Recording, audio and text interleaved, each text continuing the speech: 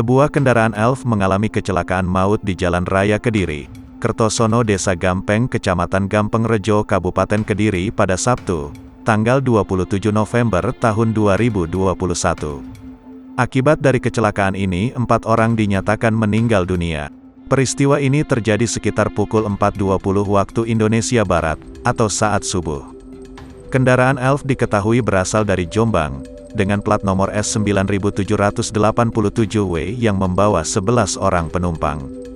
Berdasarkan pantauan di lapangan, mobil elf berwarna kuning dan biru. Kemudian di pada badan kendaraan diketahui bertuliskan mobil sekolah Pondok Pesantren Gading Mangu.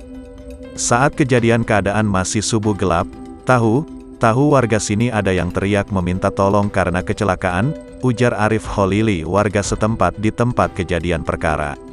Sopir elf kondisinya patah kaki, dan ada 1 orang meninggal di aspal, ungkap Holili.